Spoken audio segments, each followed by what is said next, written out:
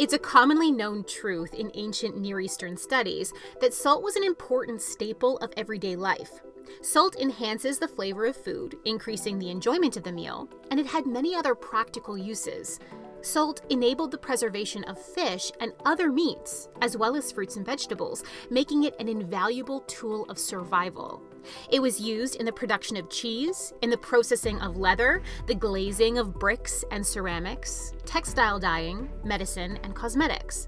Salt had religious significance, including as an important addition to the sacrificial offerings of Israel. It was also used as an offensive weapon in warfare. After a conquering army had taken territory or destroyed a city, if they wanted to really drive home the destruction, they would sow the city and surrounding fields with salt. Symbolically, this preserved its destruction. Physically, it made the fields inhospitable to crops, making rebuilding an unlikely, or at least a very difficult, affair. Because of all these uses, salt was a prized commodity, and the fact that it's long-lasting and easy to store accounts for its famous use as payment to soldiers in the Roman period. In biblical Israel, it has recently been proven that salt production and harvesting happened along Israel's northern Mediterranean coast and not just in the more obvious Dead Sea region. There were several steps and environmental factors needed to harvest sea salt. First, the source of the salt, in this case the Mediterranean Sea, watertight evaporating pans for the water to settle and evaporate in, leaving behind the crystallized salt, and weather that was hot and dry for long enough to facilitate large-scale evaporation. Today, the visible remains of 28 ancient salt works have been explored. They consist of rock-cut channels, wells, and large evaporating pans that are located around modern Haifa.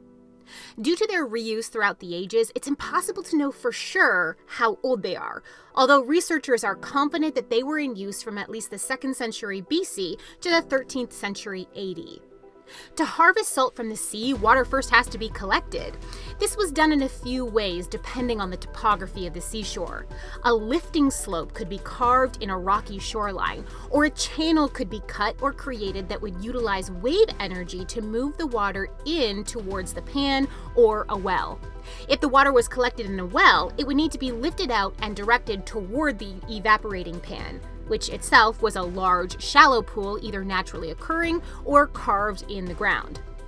Animals with a bucket and pulley system, or a chain and bucket system, were often used to lift seawater out of the wells and into conveying channels. Once in the evaporating pans, the seawater was left to evaporate. The salt would then be harvested by hand, stacked in piles, and collected for distribution. Thanks for watching. Click the playlist on screen now to watch more spotlights. And if you want to read the full article, click the link in the description. You can always go to BibleDiscoveryTV.com for more videos, articles, and resources.